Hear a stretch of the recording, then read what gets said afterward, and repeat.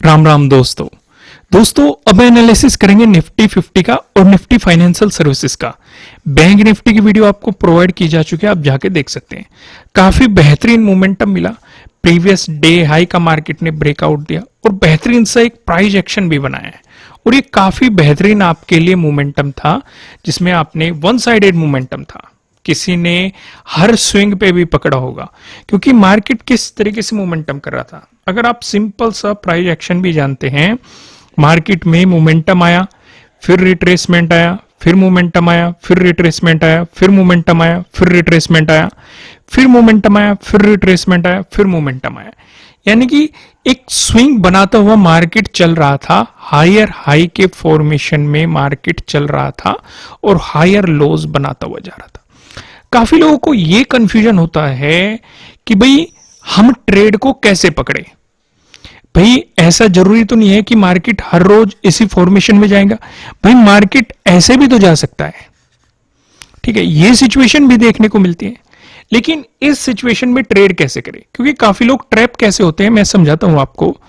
Market ने यहां से एक मोमेंटम दे दिया, एक फॉर्मेशन कर दिया, फिर एक मोमेंटम दे दिया, फिर एक फॉर्मेशन कर दिया, तो काफी लोग ये सोचते हैं कि बहुत ऊपर आ गया या मार्केट फिर यहां से गया, ये रिट्रेसमेंट आने लगा कि भाई चलो अब तो गिरेगा मार्केट, यहां से नेगेटिव साइड पोजीशन बना लेते हैं। आपको इस तरीके से पोजीशन नहीं बनानी होती। अगर आप मेरे एनालिसिस को ध्यान से देखते हैं तो मैंने आपको क्या समझाया हुआ है। अगर मार्केट ये मोमेंटम करता हुआ चल रहा है, यानी कि हायर हाइज बनाता हुआ चल रहा है और हायर लोज बनाता हुआ चल रहा है, तो जो पिछला हायर लोज है इससे नीचे मोमेंटम देने दो, तब आप सोच सकते हैं कि हाँ मार्केट में नेगेटिव साइड आप एक अपॉर्चुनिटी को पकड़ सकते हैं। या फिर अगर मार्केट इसका उल्टा फॉर्मेशन बनाता हुआ चल रहा है, भाई यहां पे आप देखेंगे lower highs lower highs lower highs बनाता हुआ चल रहा है मार्केट, नीचे लोअर लोज या लोअर लो बनाता हुआ चल रहा है। जो पिछला लोअर हाई है उससे ऊपर चलने दो, तब आप पॉजिटिव साइड कुछ मोमेंटम के बारे में सोचेंगे, कुछ अपॉर्चुनिटीज के बारे में सोचेंगे। बहुत ही सिंपल सा प्राइस एक्शन है।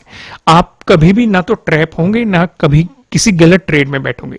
अगर आप ये सिंपल सा प्राइस एक्शन जानते थे तो कमेंट में करके बता देना कि हाँ हम ये जानते थे। नहीं जानते थे तो ईमानदारी से कमेंट में थैंक यू लिख देना और कह देना कि नई चीज सीखने को मिली है।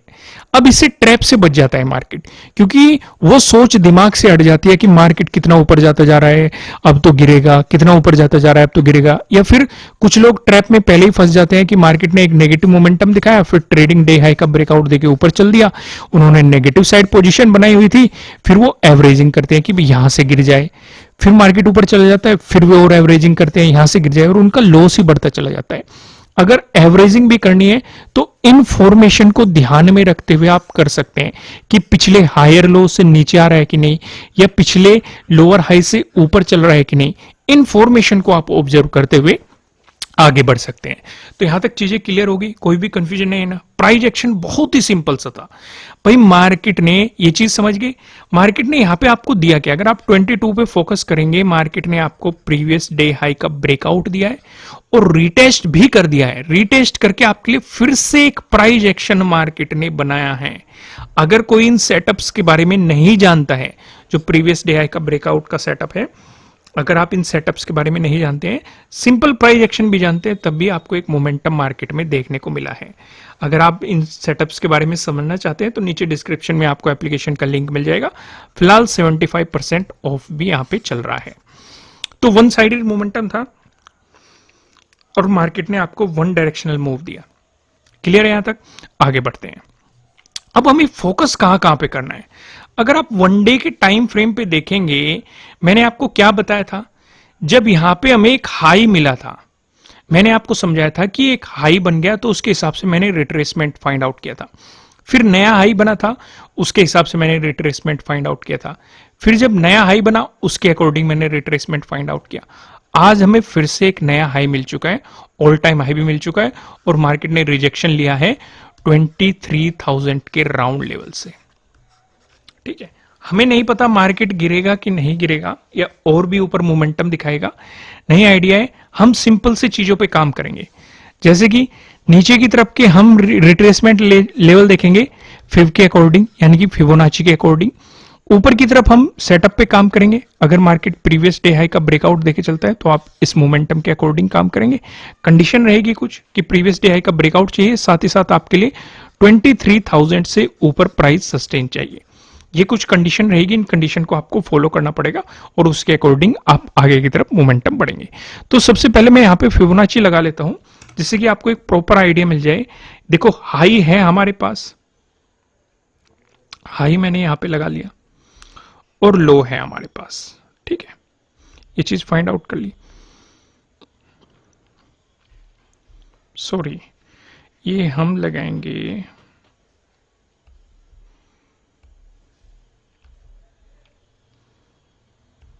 ओके,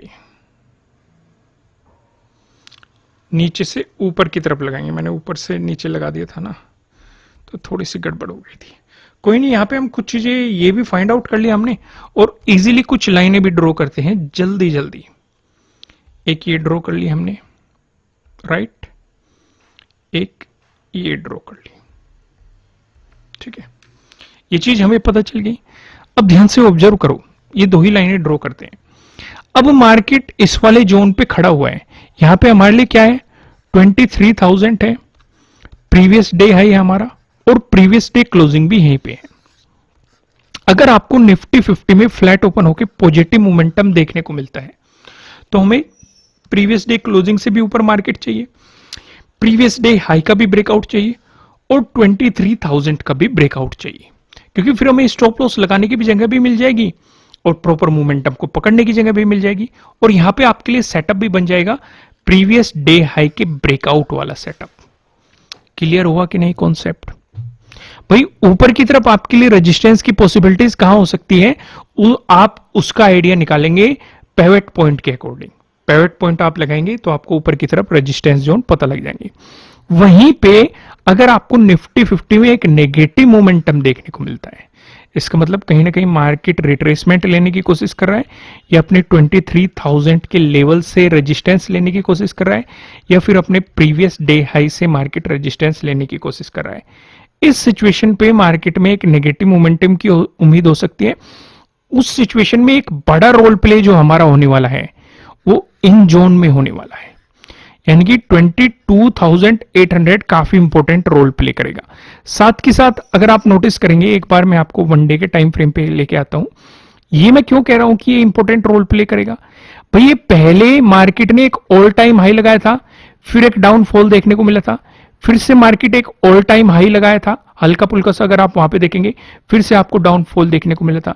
यानी कि मार्केट ने यहां पे डबल टॉप बना के आपको एक मोमेंटम दिखाया था नेगेटिव साइड। अब मार्केट ने एक अच्छी कैंडल के साथ इसका ब्रेकआउट दे दिया है।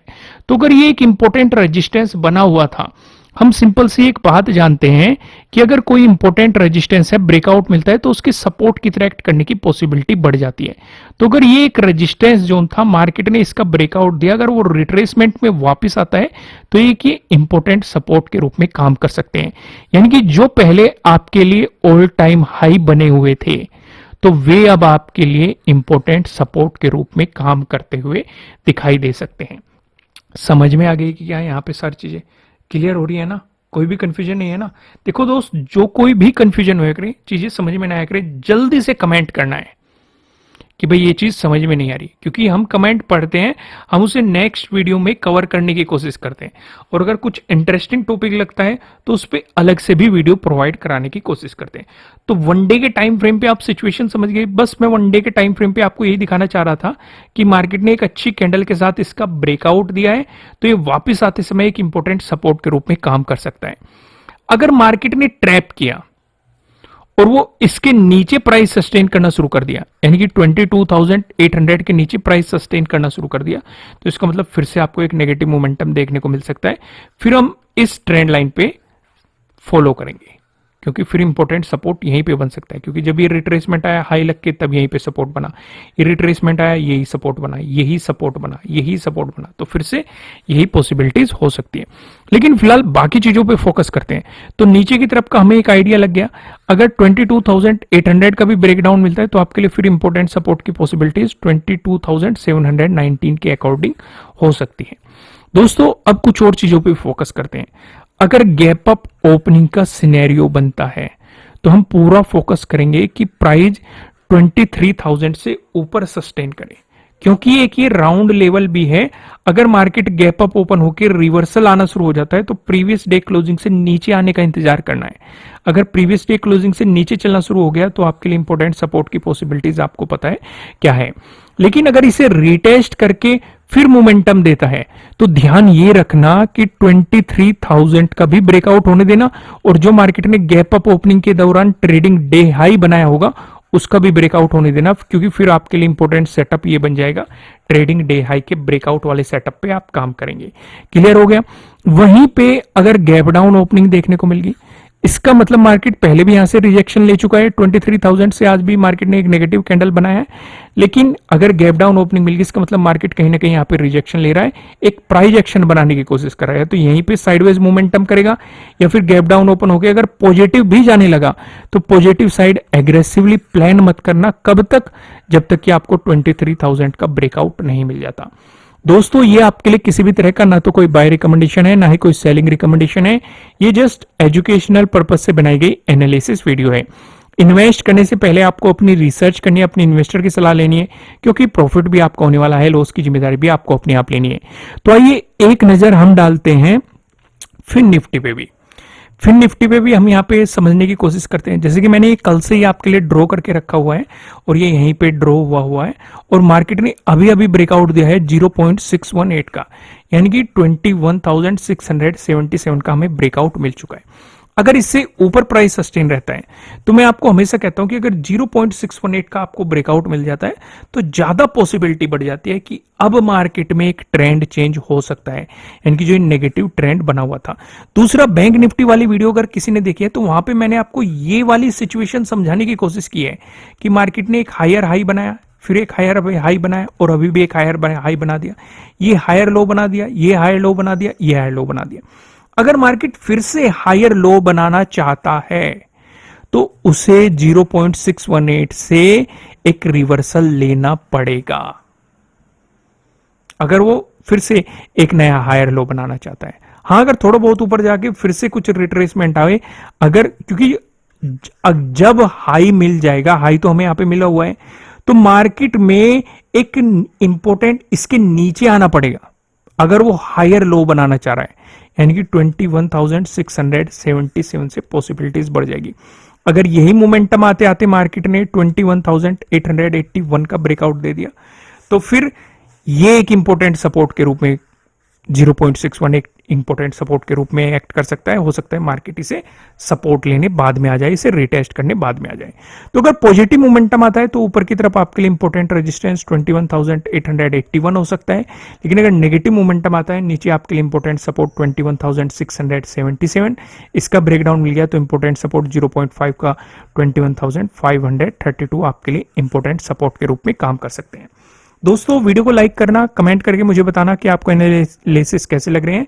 नए हो सब्सक्राइब करना और बेल आइकन प्रेस करना, जिससे आपको आने वाली वीडियोस का नोटिफिकेशन मिल सकेंगे। फिलहाल इस वीडियो में इतना ही, फिर मिलते हैं किसी नेक्स्ट वीडियो में, तब तक के लिए राम राम।